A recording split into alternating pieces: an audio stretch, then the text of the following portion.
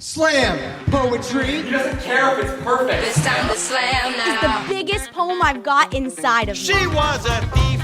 You gotta To love me is to love a haunted house. Yelling, angry. Blood black nothingness began to spin. Specific point of view on To things. this day, I hate pork chops.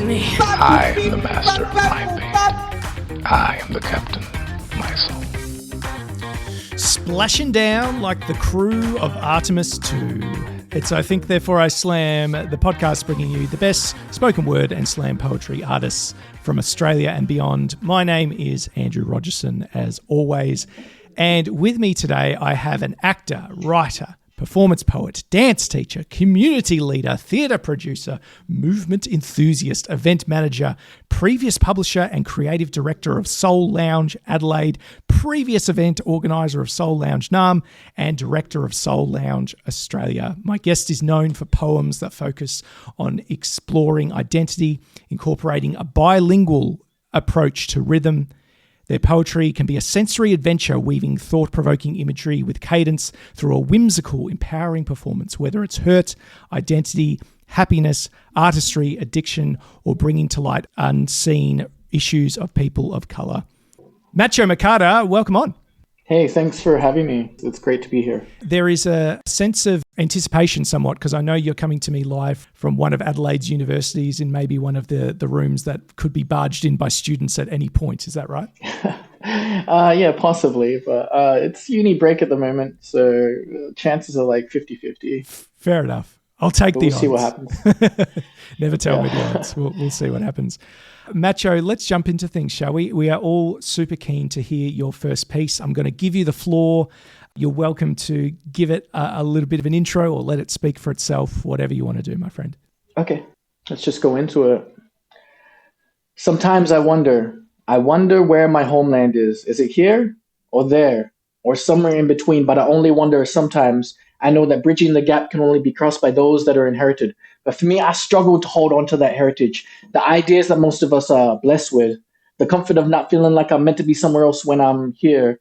Realizing that thousands of miles away, adaptations go astray. What goes on between homes is unknown to most. The feelings I felt growing up was a fear of not knowing myself.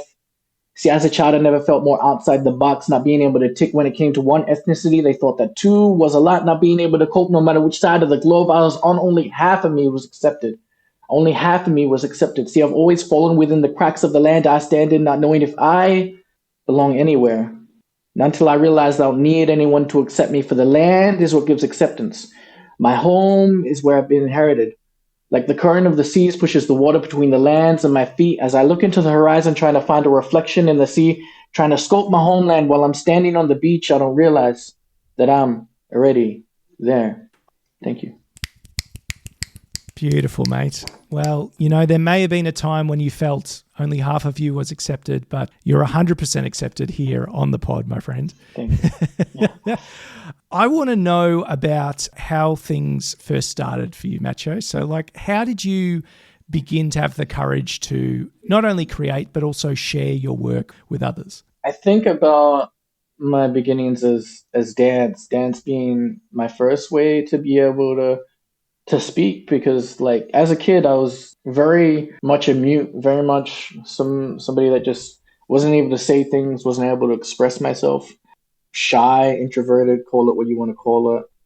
I found dance to be a way that I could actually push what I was feeling and thinking out into the real world. And in many ways, the first dance I really took upon was Crump, and that was a language in itself. All the moves were like words, and yeah, I got really into that, and that's what kind of made me more confident as a person, as well as like more responsible to understand how everything that affects you can affect other people, and how like you can create connections in communities of people when you can teach people dance on the street. You can teach people dance in community centers and warehouses, and I eventually taught dance in prisons for juvenile kids. Wow. I really got into doing that, but it felt like I wanted to say things more. And I used to freestyle in cyphers with my friends. And one of my friends, he's a rapper, He's been putting out albums for years, and he was like telling me that my style is spoken word, and I was like, "What is spoken word?" And he's like, "Yeah, it's spoken word, B. You should come check out this event." And he took me to an event called Dithrambia, which was run by Charlie Brooks at the time. And they had a sign up sheet, and my friend's like, "Oh, sign up, bro." And I was like, I don't know. I'll sign up if you sign up, thinking that, like, that would get me out of it. Then I forgot that he's a rapper. So he signed up, and then I signed up, and then I just did a freestyle on the mic, and somebody was like, "Yo, that was good, but you should write." And then I started writing. I don't know. I felt very like accepted by the different vibes from different poetry events, I guess, because we had Draw Your Swords, we had Dithrambia, we had Soul Lounge, we had Friendly Street Poets, we had a few, yeah, we had one. Oh man, this is like a decade ago. It was at Mama Jumbo's. There are some that are just like, how a lot of the old poetry events kind of like fizzle out, and then all you can remember is like just the vibe from the night and like the connections you made, the people you met. Manal Yunus was running Soul Lounge at the time, and I was going like a regular.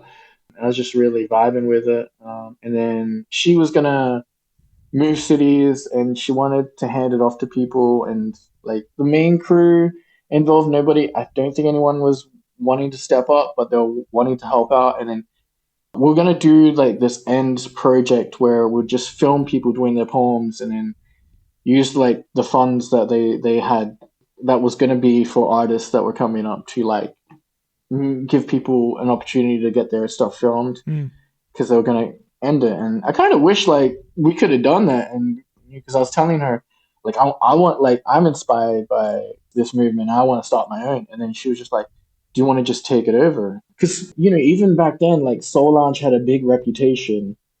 It was just one of the vibiest like community poetry groups that were people of color, and like it felt nice. It was like a poetry jam you could dance at. It was a poetry jam you'd hear music at. So I had to think about it for like a month or so. I just couldn't bear to think about this event ending, and then so I took it over, and I had my friend Kachol help me out. I had Flora Cho help out on hosting, and I don't know. There is no formal training for like running a poetry jam. You just got to show up with a mic and Yeah, there's no course. like a big sheet of paper for people to write on. Yeah, there's no course. There should be a course for this, and there isn't. Like, you just learn stuff on the way. You got to do everything. You got to like invite people, promote it. You got to like design the posters. You got to try and figure out who you're going to feature per month, and you got to get in contact with them. You got to balance it out. You got to have themes, and it's like, I don't know. Like, I wanted to do a lot of things. I wanted to bring visual artists in to also feature. And then, like, I don't know, we got our funding cut after a few months. So I couldn't pay the artists after that unless we did an entry fee, and then we started doing entry fee. And after a few years, we got sponsorship again. It was just all because the group we were getting funding with, they kind of closed down, and then they started back up, but they rebranded. Which, like, I reached out to them, and they were willing to like help us in the same degree, and give us funding to like pay artists to fly in and out of the city, and to like get artists from Nam and from Minjin to like fly over here and feature and have their accommodation paid for. And when I was just meeting these artists from interstate, I really like grew a sense of like, man, there's a whole another city that are doing the same thing everywhere. And it's just like, if only we could connect, maybe make a poetry group for people of color there. But it's like, in Minjin, they already had voices of color at the time, and that was cool. Anissa was the one that was running that, and yeah, she was just a beautiful soul, a beautiful person to be around. And I think about how like she's not in poetry anymore. I'm not in poetry. A lot of people I looked up to, like Abe Nook, he's not in poetry anymore. And you're wondering what made these people leave, and like, what, like, this is such a loving community. I eventually moved to Melbourne to see if I could. I firstly just wanted to like bring my show Journey with all my cast to Melbourne, and I don't know, got like stuck trying to find a venue for the Melbourne Fringe. And like, as soon as I said I was from Adelaide, a lot of them were like, nah, we're not sure if we can have you. So it's a very hard place. And then yeah, I just started connecting with poets in Nam and just thinking throughout COVID, I kind of moved there. I started running Solange Nam and yeah, just having connecting with a whole nother community. But I also felt like I missed the community back here and I missed the talent that was here because there's so many talented poets here. And I think it's because of the communities that we shaped here to develop people. One thing Manal kind of taught me was whenever you get a feature artist that's local, you call them up to like come meet up with them for a day, and you kind of go over their set with them, and like even if it's just like one poem, you kind of like help them with their confidence, help them with their projection, help them where like they're missing something, and try and elevate them so that it's a person in the community that people see all the time, but then it's like when you see them feature, it's like, whoa, they're glowing now, they're like, I don't remember them being like that. And you feel so good seeing their growth, and you want to do more with that. And I wanted to do audio recordings with people, and I had this producer that was coming to Solange, and he was sharing his poems, and he eventually went to music, but he was still happy to help record. So him and another, like I fell in love with like trying to help people, trying to help other artists really develop and really reach their limits as artists. And that's what I really enjoyed and really loved. And I really love seeing people as confident as possible, like just breaking the boundaries of what other people saw them as and seeing them shine. I think that's what I miss most. A lot of these people were just friends of mine as well. So a lot of them like came to the events because they were little friends of mine, or they met me through another thing, and then cool. And some of them didn't even do poetry until they started coming to the events. And then I had one friend, Sunny, who she always used to dance. And before I even started doing like running Solange, she came up to me and she was like, "Hey, Matcho, like I'm not good at poetry, but like dance is my expression, and you've been through this." So we did a thing where I would say a poem and she'd dance to it, and it was amazing. It was like it like everybody was like, "Whoa, this is something new." But then after a few years, she started writing too, and she like did some hard poetry that was, I don't know, it was just like amazing. And I eventually like put her as one of the artists that became part of my show.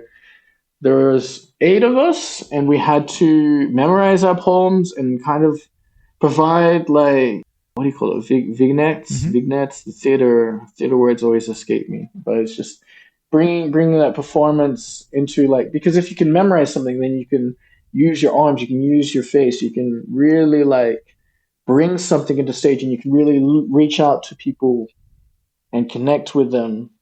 For me, it was just like I want to see a few of us do it, and maybe like create like a linear story with all our poems. Eventually, like we just did the vignettes because it was like easier to just showcase each person individually through like, I don't know, like going up twice. So we all kind of like shared the stage at a certain time. And yeah, Journey was a beautiful production. I think it's like every time we did it, we were almost competing with each other to be like, who's gonna get the crowd today? Prosper got it last night. I gotta step up. And it's just like, it's amazing. It's like some of the underdogs, like they beat us. They really got the stage. You were like, yo, it must be my off day or whatnot. And really, it's like they're shining. Like, and it's just having that competitiveness with the like compassion and that fun and that energy. And I think that's what I love most about poetry, when everything is like pure and fresh and people are just striving to like perform with each other and connect and like really, really make a show out of like the words they wrote when they were like feeling the most and not really sure of themselves, and they were just doing it to get over something, or they were doing it to understand themselves more or recreate what they believe they are. Think about how far we pushed it. And we really wanted to bring it to Melbourne to like kind of show up and be like, all right, like Adelaide has some fire poets. But it was, yeah, COVID happened, and it was it's almost impossible to like keep in contact with people that are from the city while I was trying to like develop a community over there. And I think that's something that I don't know if anyone can ever master. And it's sad because it's like there's so much potential in connecting with different poetry communities across not just our country but like the whole world. And we did do a session between us and people in the UK. We did a session between us and Melbourne. We did a session between us and Meanjin. And what's beautiful is like when somebody in my community was like, man, that person in Brisbane, when they said that poem, that hit me. And I was like, there was no way possible that I was ever going to go to Brisbane and go to an event and hear them say that. And then when they said that, I knew exactly what they meant because we're from the same culture. And I'm just like, this should be a thing, and this should be like funded by like the government or something. It's funded by the institution somehow, but it's because it's like we're bridging human connection in a whole nother way, a whole nother realm. So it sounds like there's been so many like significant moments and signposts on the journey. I'm not surprised to hear you say that it started in dance for you, because if you think about it, even when we're young kids, you know, we're usually moving and grooving and dancing before we're talking, before we're making coherent sense and being able to advocate for ourselves and our stories. I also liked what you said about competing with your castmates. It kind of reminded me of like a little video game term of like PvPvE, so player versus environment, how you can have that friendly competition between each other, but you also have a larger goal, obviously. You're not necessarily trying to derail the whole thing or embarrass each other necessarily. I want to return and hear a little bit more about Soul Lounge / Soul Spit. What was it like? Like, what did it mean to you to have a dedicated space carved out in Adelaide for people of colour? I think being able to be aware of other people's upbringings and other people's cultures, and not just from the poems but like from talking to them like later on, like being able to have that. I think it's like a lot of my life I just ignored a lot of like discrimination or racism that happened to me, and I just blew it off, like shrugged it off, like, you know, like, oh, just might be like a thing that happens to everybody. And I think it's like having that space and realizing that other people can see that you've been like afflicted by racism or discrimination. And, you know, like in the weirdest ways, it's like one of my jobs was like, you can't have two Asians at the front that are working. There can only be one Asian, and then like it has to be an Australian person or whatever. It's like those ridiculous rules that we get told. I think it's a way to like outlet like the issues that we've been facing, not like just to each other, but like to like understand that it's like we all go through some sort of discrimination. And like, but also like getting to really know people and feeling safe in a community, feeling heard in a community, which I think it's like sometimes when I want to do real poems about my homeland or real poems about like what I felt, like I feel like more than anything, the audience of Soul Lounge have always connected with me in a hard way, where some places like where there's not much people of color, not much multiculturalism, it feels very like misunderstood. It feels like an echo in the room. And you feel like, should I have said that? Like, was there any point to me performing? I think about how there needs to be a space which platform people of color, because of that's what sometimes happens to us. I went to one of Michael Reynolds' events once, and like everyone was doing two poems, and then they like something happened, and I was gonna do two poems, and when I was gonna start my second poem, everybody just started booing.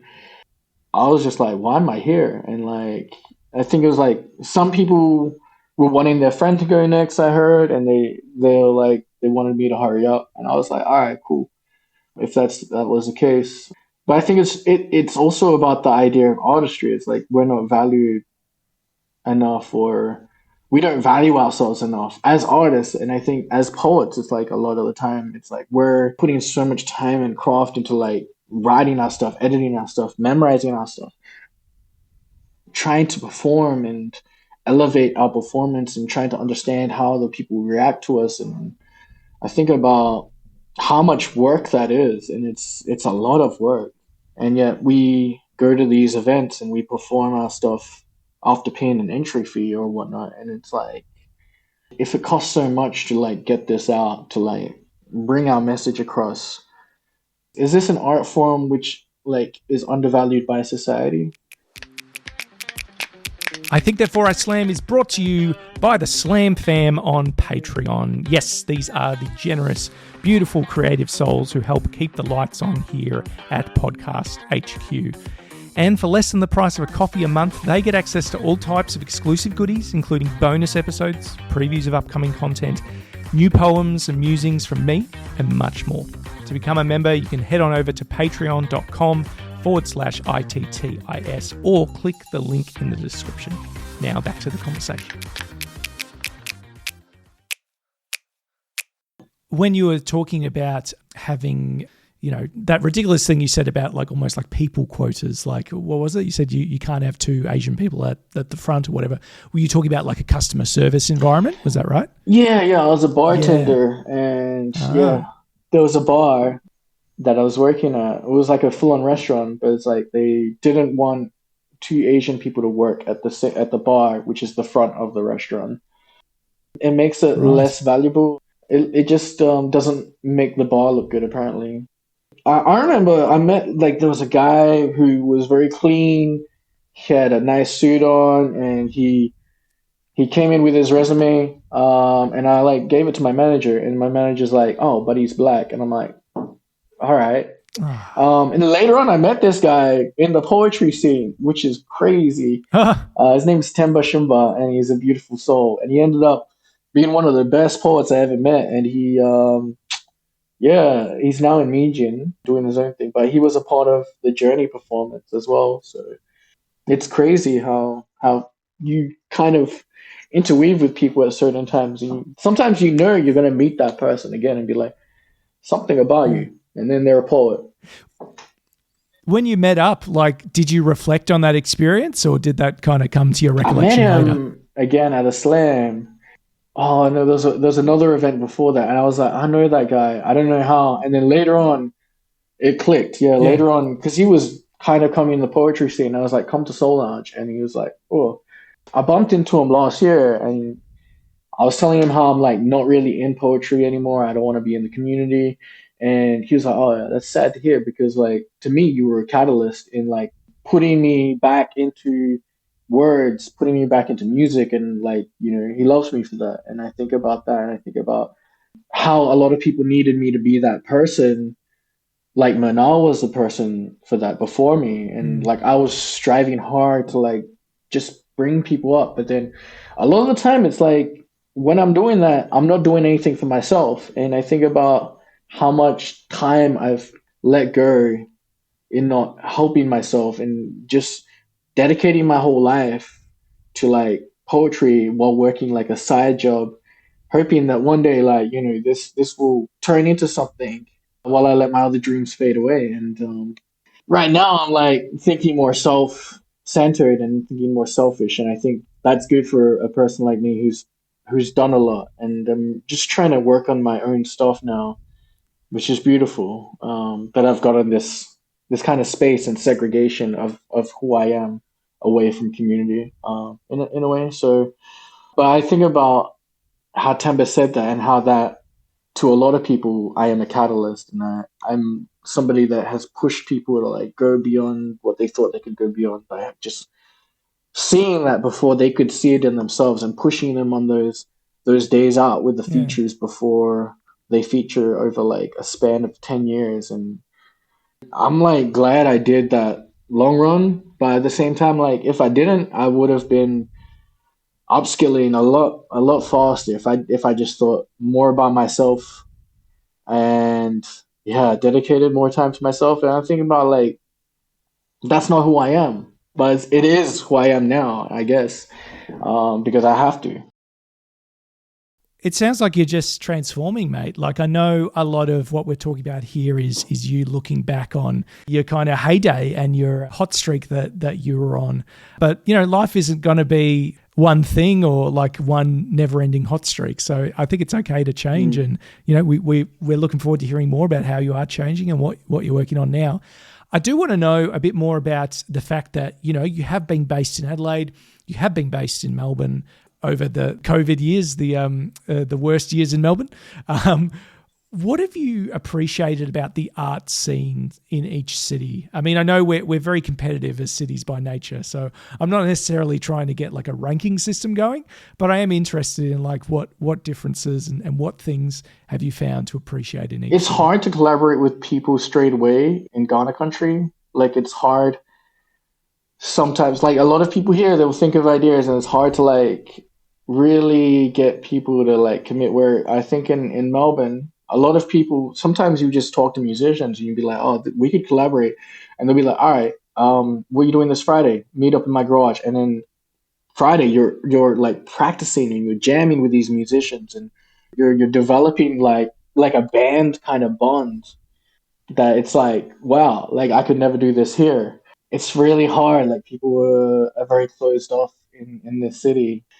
But I think about, I don't know, I was also in Melbourne Art Fair. If you were talking about visual arts as well as like music and dance, I think that like people are able to apply for funding more so in Victoria than in South Australia, because a lot of the national grants are like out when we're doing our fringe. So a lot of the artists are already like fully busy, unless you're not doing fringe, which makes like no sense as an artist sometimes, but it's whatever. I think it's like there's more auspice agencies in Melbourne, where in Adelaide there's only a few. So it's like, how are you going to apply for a grant if you don't have a connection to an auspice agency? So I think also like the density in population and the love for art in Melbourne is greater, where like you've got like VCA there. Here, I feel like we've got a few different schools, but it's like you say you're doing art for a living, people are gonna like look down on you. But I think that's anywhere in the world except for maybe Melbourne, because Melbourne, I feel like, is the art capital of like this country. Wow. I don't know. Like there are so many opportunities that I just got to be a part of because I'm a dancer. I'm like a multidisciplinary artist. Like I ended up being in a musical even though I can't sing. There's just so much happening in that city, and I love it. But it's like also it's like there's no downtime to really like, I don't know, be in a solitary state where you can refine your art to that next level. I feel that's what's missing. I think maybe if you go out into like the regional areas, there'll be a difference. But I felt like you didn't have room to breathe in that city. But when I came back here, everything felt so slow, painfully slow. Like, what's happening? There's nothing happening this week. What's happening next week? Nothing's happening. What do you mean? Why are you asking what's happening? It's like, I think it's like there are events here. There are monthly poetry events. There are dance events. Sure. The dance scene in Melbourne is crazy. There's a session every day, which is unimaginable here because it's like there's barely any sessions that are on the weekly. And it's like maybe a tournament once a year here, where there's like, man, like tournaments in every style of dance. Like I think that's what happens with the density of population. The other thing about Sydney, I think I tried to do stuff in Sydney while I was there because I drove all the way up there from here, and there was somebody that was gonna feature me for an event, and then they didn't sell enough tickets for that, so the event got canceled. But I stayed longer anyway. I ended up doing like a mural while I was there, just because I was like, I need to paint something. The art in different cities are very different. I think the talent is very various, and it doesn't like represent the way the population is and how busy a place is sometimes. Because it's like throughout this city and its, I guess, lack of events, people are more in tune with like developing themselves individually. Where I feel like in Melbourne, it's very performance based. Like a lot of the poetry events you guys have are slams, and if not, they're timed to like the stage, and it's like you've only got these minutes, and it's like people are putting out the same poems all the time, and it's like I don't know. There's different scenes as well. There's like the very publishing scene over there. There's the very slam scene. There's like the small nitty gritty like scenes that are all around the suburbs. And I miss that. I miss all those events. It's a big city. I think here people really work on storytelling more than slam, where it's more about breaking the barriers of 2 minutes, 3 minutes, and less about being that slam style, that performance style, and more about just being yourself. And I think in a way that's more authentic. And like, maybe I'm a elitist to my city, but that's how I feel. But there are like such authentic poets I've met in Melbourne. We do all right. I reckon I had a nightmare once about being in a musical where I couldn't sing. You know what I mean? That sounds super challenging. Yeah. Well, let's zoom in on Adelaide, where you're based nowadays. You've been kind of a mainstay at Adelaide Fringe Festival. I know you're taking a year off this year, but Fringe Festival, being one of the biggest in the world. And back in 2024, you created a visual exhibit for the Adelaide Fringe Festival. I'd love to know more about this, especially like what personal stories from your life formed the basis of that show.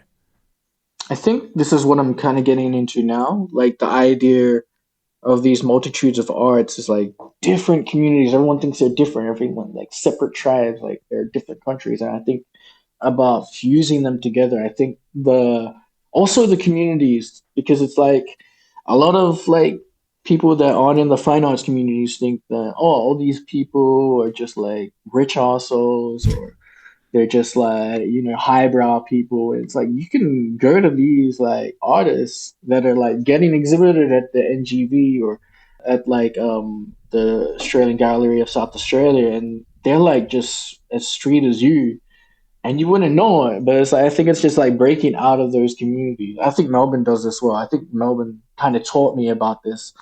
There's a poet and dancer. His name is Journal, and he once told me like, "Hey man, we're doing this dance event. We got funding for it down. I think it was in Footscray at the. I'm trying to remember, like some churchy building, but it was cool.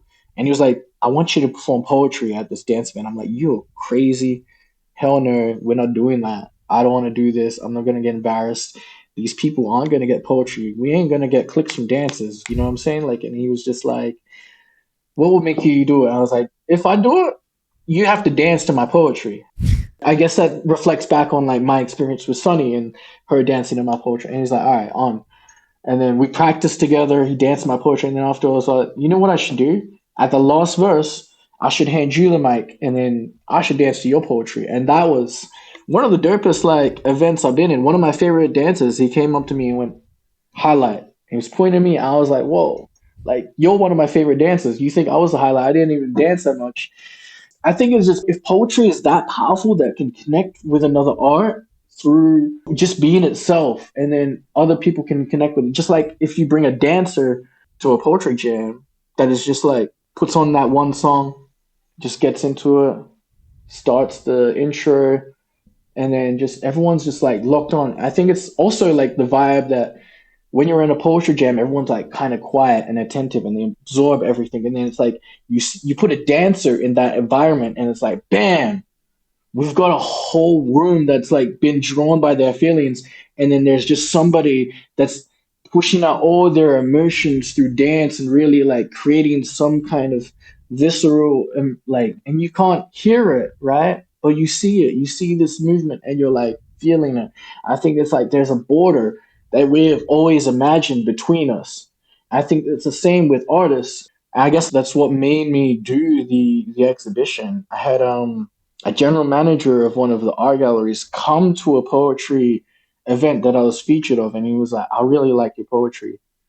I want to give you an opportunity to like create art but with your words. And I think it's like, as somebody that's always been like curious about art, not really an artist. I mean, like when I was in primary school, I was very much good at 2D stuff, and like my teachers would hold up my work to the class and people would be like, whoa. But then I like later just detracted from that, and I've always like wondered what happens if I like actually fully went into it. And the exhibition I did at Nexus, I really wanted it to be involving in with community. I didn't want it to be just about me. I went to do a call out to all Filipinos like that had stuff that was hidden away in their closets and like stacked up in plastic. And I was like, Tita, do you need that? Are you going to use that? And then, they were going to be like, oh, one day I'm like, nobody's going to use it. Let me take it and paint on it. Let me make art with it. And I started to kind of use my poems to reflect on the art. So it was kind of like ekphrastic, but it was reverse. Because a lot of people, I don't know if you know what ekphrastic is. Wow. It's when somebody writes a poem that's influenced by a painting or a picture or a photo. And it's like, it's always been kind of more that way. It's never been the opposite way. Somebody paints in feeling response to a poem. So that's what I wanted to focus it on. So I'd Gotcha. paint my poems within these objects that were just kind of going to waste, or I'd cut them up into little bits of wood, and I made a whole beaded curtain out of these wooden slats that were like the size of bookmarks. And then it was this whole kind of entrance into the gallery.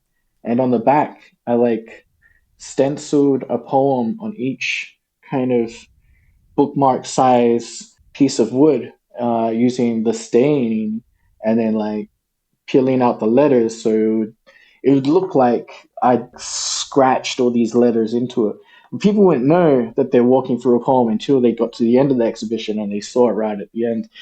I wanted people to be inspired to be like, what can you do with your poems that isn't just performing on a stage? What can you do besides like writing it on a wall? They said that like when I launched the exhibition, it was one of the best launches they've ever had, because you had people that were from the poetry community that would come and they'd say a poem. You had people from the dance community that would come and they'd dance. I had a lot of that intertwining, and then it was in a visual arts area, so of course visual artists and people in that industry that were coming, and they were seeing this. They were seeing people dancing, people doing poems, and they're like, this is crazy. And I think that's what I want to do more of. It's really testing because it's like there's barely any like pathway or idols that I have that kind of do this. There's a few break dancers that will use their moves to paint portraits on these canvases on the floor, but there's not much poets that go into visual arts without cutting their words down. I think about that, and I think about when I was at Nexus doing this exhibition. A lot of the time, the manager was like, "You don't have to use all the words. You can cut it down. You don't have to spoon feed it." And I think about that. And I think about how much do we cut our words down so it fits into the time of the 2 minute mark? How much do we cut our words down so it's like people can have their own space to like subjectively feel something from the poem that is yours to make it something meaningful for them?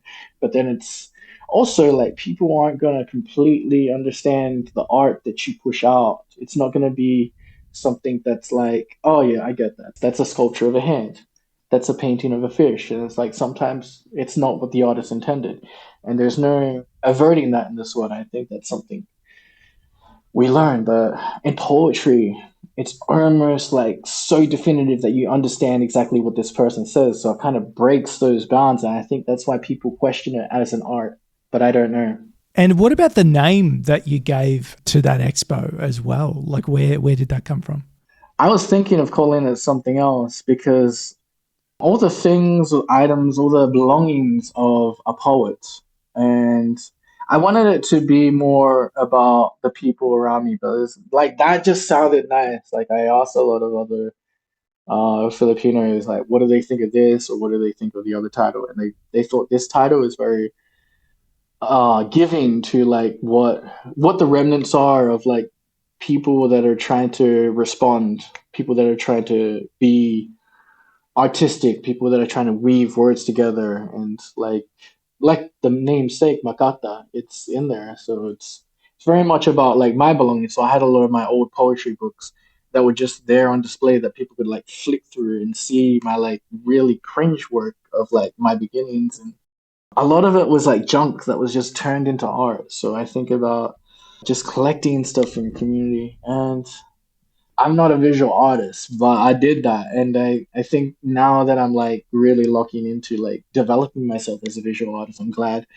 that I kind of had my exhibition, and like I don't need to prove myself, and I'm going on a certain path where I'm like filming myself painting using dance and having poetry that is stenciled underneath that, and like trying to mix all of those different arts together.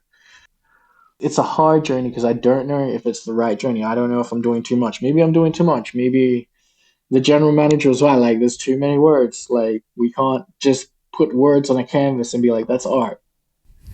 Right? Maybe. Right. Who knows?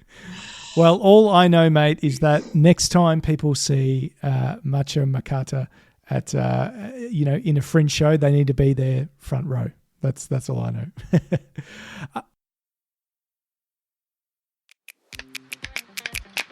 Hey, quick pep talk. If you're enjoying the episode, I'd love it if you could leave a rating, review, comment, or like wherever you're listening right now. You know how this works. Every little bit of digital interaction helps people to find the show and keeps the poetry flowing.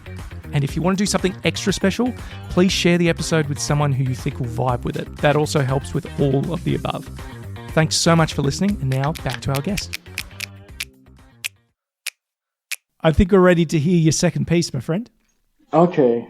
This one is from the show Journey. Yeah, we talked a lot about it. Journey is about perspectives of hurting, about the lessons learned in different nuances diverting, about a class of fools, loners, migrants, bursting rhymes and minds expressing their worthy.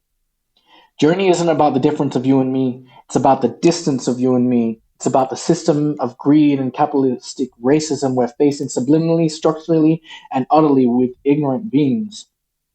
It's about the diversity of struggle and not hiding behind the lines of a hand up, blind to the times that we can't face. I'm tired of it. When are we going to make up? When are we going to make it? Make it good enough for you to see the same in me as you do in you. Good stuff, mate. Thank you. Yeah. Just a short one. That's how we'd start the show off. It'd be me, Prosper, and Timber. Like the way we started off, we just like one of us would come in and be like, "Yo, Soul Brother number 3, what it be?" And then Timber would come out and be like, "Yo, you talking to me? Soul Brother number 2, what it do?" And then Prosper, I think I got mixed up between Prosper and Timber. He'd be like, "Soul Brother number 1, let's get it done." And then would say this, like one of us would have a verse each, and then the last one would say it together, and it just gives such an impact that you're about to see a really dope show. I think it'd be dope to do something like that again. Well, that's what you need. You need a punchy first scene, don't you? I want to talk, you mentioned dance as such an important element to yourself. I want to zoom in on that now. What makes your connection to dance special, and how do you think it complements your pursuit of the written or the spoken word? Is it like a break from being too wordy, or does it help you? I guess so, yeah. It is a break from being too wordy. I think, especially in the crump scene, there are like parallels with poetry. I think about Journal, I think about me and other dancers slash poets, and it's like when you're in a poetry movement, people give you hype when they feel your words up. Do this, where in the crump scene, people will yell, be like, "Yeah, yo!" Like it'll just be very loud, and it's very different to the clicks because it's like, oh, okay, I'm getting some response from the crowd. I think about that, but like, how does it complement? I think it's just a break from. I think like every now and then, just pull up with a speaker, turn it on, invite a few friends, just let out every kind of physical immersion in you that you need. I think about the documentaries I watched, like Rise, growing up, and understanding that dance was an outlet that like subverted you away from doing crime, from joining gangs, from selling drugs or whatnot. And I think about how rough my childhood was and how like dance was very needed in that sense that it's like I really want to make my life better and I really want to like be beyond this. And I think that's also why I went full circle and I went back to teach to the kids at juvie. I think about how we're using language in another way and how dance can be poetic, how words can have a rhythm that almost entangle each other, that like cascade in a way. And I think about the different techniques used in poetry and repetition and how that's similar to dance in a way, as well as like visual art as well. It's like in everything you need a pause. So when dancers are just going chaotic, sometimes the most powerful thing they can do is just stay still. Just like when you're about to perform something and you want to make that pause and like hold it in the air, like you hurt me, and just hold that, and you can feel that tension. And it's just like when you go to an art gallery and you see the paintings have some distance of separation with each other. I think about how that relates, how all these relate, how we need to just let the silence be for a second, how we need to stay still for a second, how we need distance. And I think a lot of people say bilingual people have a better kind of understanding of English because they're able to see outside of that. I think that's the same with dance and being part of these other art forms and like really understanding the parallels of being uncomfortable on stage and knowing that this shows power. Yeah. It's opening up almost like a negative space where you go, okay, I'm shutting up for a while. I am in movement. I'm surrendering myself to a different side of my brain or a different way that I like to do things. And I think that helps you kind of come around to the thing that you're taking a break from with new eyes and with a new perspective. Fantastic insight, mate. Now, I know you've talked a lot about, you've had many years of kind of being at the forefront of organising and advocating for people. When you think about, I guess, the work-life trade-offs that come with being an artist or a community organizer or producer, what do you think is like one boundary or system that you put in place to protect your energy and creative output, to prevent yourself from burning out, I suppose? That's a good question. I think I didn't really think about this when I was running community. I just thought I'd give 100% and then I'll give more and then I'll keep going. And then what's the worst that could happen? I think it's just like you don't have energy, you just keep going. You just be there for the people. I think like it's whack. I didn't have any boundaries, but it is what it is. Did you hit a wall at any stage or several times? Or I think I just got better at like what I missed out on. Like it's like, oh, okay, I didn't promote right this month. Oh, okay, I didn't do the acknowledgement right this month. Or like, okay, cool, we didn't get to connect with the feature. It's like just trying to like better myself. It was like for me, it was like this is my purpose in life. And like while I'm working a side job, it's like I don't know. Like I read a lot of motivational books when I was in my teens. I think about like how that kind of pushes me to like be somebody that has a high drive to like just keep going, not give up even when everything feels like you've got no energy, you've got nothing. And it's like just seeing the end vision of like this is going to be a great event.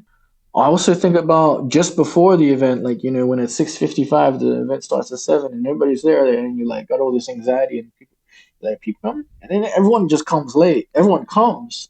It's just like that moment of like, damn, why am I doing this?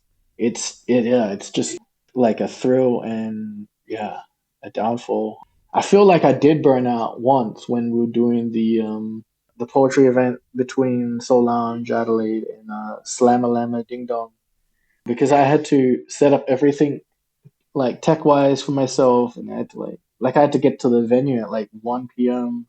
I was carrying speakers from my house, and like back and forth. I needed to get a new cord for one of the speakers, and we needed to set up like the way that the people would see people on the screen that were in NAM, that were like, in COVID lockdown at the time, but also to like set up the camera so it shoots the person that's on the stage that's live. And it's like just doing all that feedback. And then, I don't know, there was like a lot of crazy stuff that happened in that event. People got triggered, people left. There weren't any people of color that Slam Lama Ding Dong brought, even though they said they would bring them. So a lot of people felt uncomfortable with that and unsure of like why that was. I think that's the only time I got burnt out. I wasn't even the host of the event as well. It was just, I think we were all going through it. I'm sure there are other times I felt burnt out and tired. I think you do have to set boundaries but it's like at the cost of what? It's like I don't know. I don't think about myself and my own like health and my own safety much, and I think maybe that's an issue. Maybe that's something that I have the privilege of not thinking about as well. Like I feel like ever since I was born, I'm just a tool that's used to like mend things or create things, and it's like I don't think of myself as a person sometimes. So Okay. Well, it sounds like, you're still drawing out the learnings and the wisdom from everything that you've been through.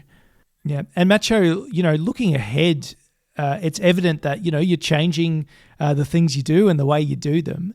If you had to design like a 5-year playbook for your, creative goals, what do you think would be 3 non-negotiable values or something that you would put at the top of that playbook, and why? it's reflection of what I was talking about. Like I think about what I'm pushing myself to do as a visual artist developing. And I think about like just working harder than everybody around me. I think about that as one of them. I think about how hospitality and service jobs as well as construction jobs have trained me to like work hard endlessly with no room for complaint, and I think about if I put that kind of work ethic, work style into art, where it's like I'm just pushing myself to the limits until like a certain time. So I think it's just like work till I die kind of vibes, but merging art, trying to explore different senses of art, as well as like exploring techniques within the individual styles of art. Like a lot of my ideas for the next 3 years is to not do any performance, not to do any show, not to put myself out there because I'm using this time for my solitary development. So Solitude. yeah, a part of it is just don't put myself out there as much as I have been because I think we lessen the value of ourselves the more we put it out there, and we see it in some of the most popular poets that we know. Like they share things like once a month maybe. I think if you put out too much content, that's it like kind of I don't know. Like I think it's just like I'm just trying to move in silence and just really like explore what I'm feeling, what I'm thinking, what I've learned into clay, into paint, into wood, into the fusion of these arts, into like creating beats, into trying to edit videos, and I haven't posted at all. And I think I don't have to. I don't have to show the world what I'm doing all the No. time. And I think about the fact that I'm just enjoying my own art for my own sake, and that's like a beautiful privilege that like I haven't been able to do since I was a kid. So maybe in the 4th year, put something out there, do an exhibition just like I did, but have more visual artists that are a part of it, have more dancers that are a part of it, have more poets that don't know they're poets. One thing I loved was meeting people on the street or meeting people in real life and being like, you know what, you write poetry, you don't know, you got, I've seen your notes, and then bringing them to a thing where it like kind of show up on those people that are like very like egotistical poets that are like, oh, I'm one of the best. This is what I do, and I think it's like I live by this. This is a Tupac quote. You're not better than anyone else, but at the same time, nobody is better than you. And I think it brings us to that equal level of like you shouldn't like step over people, but you shouldn't let yourself be stepped over. I think about how I meet a lot of people. There's a girl I met at a cafe that I go to, and she talks about how she writes poems in her mother tongue, which is Spanish, because she's from Chile, and I'm like, I used to run events just for like people like you, and she's just like, yeah, I don't know, like I'm like, I want to hear your poem next time I see you, and it's just like making that connection. So it's like my community isn't in like a particular event; it's in just meeting people on my daily and being able to hear what stories they tell me, what poems they bring up. I always just want to hear another poem, I guess. Yeah.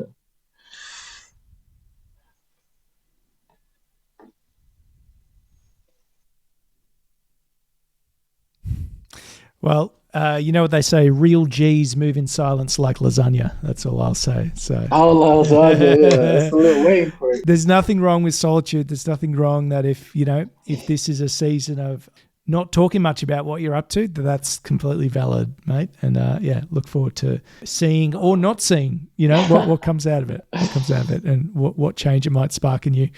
I want to bring you into the overarching creative analogy that we've been doing for season 3. So Matcho, if your creative work is a color or a shade on the color spectrum, what color do you think it is and why? Ooh. Oh, that's a hard one. I think it's purple. I think it's like violet, maybe. Okay. It could be lime green there. I think it changes constantly, like between lime green, purple, and another color I haven't discovered yet.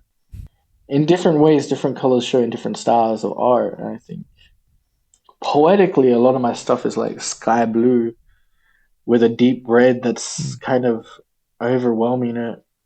Yeah, what do you get when you mix blue and red? I mean, it is kind of purpley, isn't it? Yeah, That's the way we're leaning. Are we talking like royal purple, like Cadbury purple? Yeah, I think so. I don't know. Like I've always thought purple is the color of mystery, but like recently learned it was just like a color of the richness because it's like it takes so much to make that color.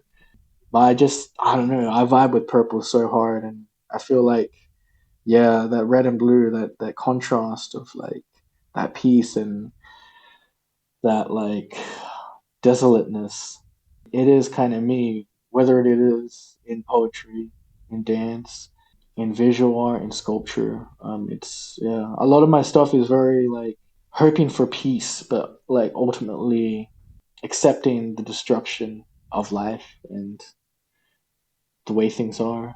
Which I feel is purple. I don't know if that's a royal purple. I feel like it's a violent purple, maybe a violet purple. Dried blood purple. Yeah, tried. Maybe it's just a color that we've yet to find. It's on some ultraviolet spectrum or something, and then we'll be able to match it perfectly one day. Who knows? We now come to the segment Shamelessly Ripped Off Diary of a CEO. It is Diary of a POET. So, Matcho, you've been left a question from my previous guest. So this comes from fellow Adelaide poetry scholar, Jordan Thompson. He asks, does poetry evoke emotion, or is it the results of emotions? It's the ultimate chicken and egg question. What do you reckon? Can I say both? I've been thinking about this question all night. And I think about how poetry does evoke emotion when you hear it from others. Even when you say your own poem, you can reflect back and it hits you twice as hard. It's like you're saying something that's like a mirror. But also, like a lot of my writings come from like just feeling my emotions and putting them into poetry. So that's my answer. Both. It's both of them. Like this is a trick question. Yeah, I'm tempted to call you a fence sitter, but no, I know exactly where you're coming from. Both end. We transcend such categories. That's what we do as artists. Matcho, if people want to find out more about you, it sounds like you might be going underground for a bit. But if they did want to hear a little bit more about what you've done over the years, or maybe what you're getting up to now, are there any particular places or spaces or realms where they should head? Yeah, like I've had my SoundCloud up for a bit. So if you just look up my name on SoundCloud, Matcho Makata, or on my Instagram, Matcho Makata. That's where you can find me. You can feel free to message me if you're curious about anything. Even if you think you're annoying, just say something. I'm planning to put out like an art diary on WordPress or something, because I've just been writing a whole bunch of diaries on the process of creating arts. There's a few things, but they're not going to be out for a while. So, but like, I guess I'll link them on my Instagram when they're out. I'm doing some game design stuff as well, so I might be coming up with a game. One of the best games in the world has just come out from Adelaide, being Hollow Knight Silk Song. So you got your work cut out for you. I'm not competing with them. I'm just making a very nice niche narrative indie game. I'm not making anything that's superb. And Hollow Knight, expectations. That's huge. Yeah, I'm not competing with that. Yeah, but it's great that you know that. It's great that that's acknowledged. Yeah, Instagram. That's it. That's all I'm really kind of active on. Yeah. But my SoundCloud is there, and I have the recordings up there. So no matter what, you can always hear my voice. There's always a way to hear you. Well, we'll have links for all of that in the episode description as well. Matcho, our time is coming to a swift end, but we do want to hear your third and final piece before we bid farewell. This has been great. Thank you so much for having me. Thank you for the beautiful questions and the space. All right, one last poem. I guess this reflects on a lot of things of just wanting to hear another person's poem, and it's my favorite piece, and I think it's a piece that was developed through just hearing people's pieces in my community and just taking that in and really like wanting to empower people in my community to like not be afraid to share. What they don't know is poetry. I want to hear a poem. I want to hear a poem about everything I don't know. I want to hear a poem that's not just for show. I want to hear a poem that will make me feel something new, make me understand another's culture, another country's truths. I want to hear a poem about who you are deep inside. I want to know about your traditions, where your heritage lies. And I don't want to hear the sweet, blissful issues. I want to hear about the war-torn struggles, the bombs and the pistols. I want you to take me where everyone is afraid to go. I want you to show me what it is you call home. I want to hear a poem. I want to feel the pain in your voice delivered to many strangers that have no idea of having no choice. I want to hear you scream in anguish at the subtle scenes of your life and how when you came here, everything is different, but that doesn't mean it's right. It doesn't mean it's white. It doesn't mean things are all dandy, mate. Hello? Goodbye. I want to hear a poem. I want to hear a poem that makes you stand up to the comfortable, makes you reach those uncomfortable, makes them feel lovable. I want to hear a poem about heartbreaks between traditions of countries, between provinces that are suffering and those that are hungry, about how love is expensive, except to those with money. I want to hear a poem that will make these people feel something. I want to hear a poem. I want to hear a poem that will open the eyes of those around through the eardrums of the sound of your voice being proud of the dirt roads that you've stepped from, of the hecklers you've been stepped on, of those that don't know how things go on the other side of the spectrum. I want to hear a poem. I want to hear a poem about how everyone thinks you got it, how you can't pay your rent, find a job, but everyone thinks you're so exotic. I want to hear a poem. So if you got something cultured, something inspiring, and something global, if you got something insightful, something you think you can rock the mic to, something that may make others not like you because it's so hard to speak the damn truth, I want to hear you. I want to hear a poem that brings fear to the crop, that shows the ingenuity of lust, that shows the struggle of a girl of color and everything they suffer. I want to hear a poem. I want to hear a poem intellectually stimulating, but culturally invigorating, almost insinuating or saying something deep that even the streets get scared when they hear you read. I want to hear a poem. I want to hear a poem from someone indigenous about how having no privilege gets you from being a witness to taking you to prison, and when you speak in your native tongue, nobody listens. I want to hear a poem. I want to hear a poem that examines the struggles of an Asian family bargaining their eldest daughter for a chance to get through the hell before them, to a wealthy donor who's looking for love and a place full of trauma, to bring her here, and of course she's all for it. Everything works out, and two newborns who barely know who they are because the way Australia laughs at cultural ways that are straight from here, because they accept diversity, but these tongues that are not clear, these ones they fear. Oh wait, that's how I got here. I want to hear a poem. I want to hear a poem about identity and how it's like a butterfly. It's so easy to picture floating by, but so hard to define, so hard to capture, and even harder to dissect. And I know they haven't captured it yet, but it feels like they've opened up my chest and I don't know what they've put in here to replace. But now when I look inside myself, it doesn't feel the same. So tell me a poem that will make me shake what they've replaced, make me feel more awake to the troubles I haven't had to face. I want to hear a poem. Thank you very much. Yeah, and I know that, you got the opportunity to share that poem at the Australian Poetry Slam final in 2024, and that's what really made my ears prick up at the time and go, hey, I've got to talk to Matcho. I think Matcho Makata, this has been a blast. Thank you so much for thinking with us and slamming with us today.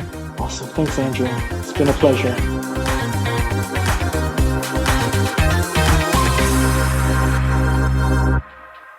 Weetabix hands, what's that all about?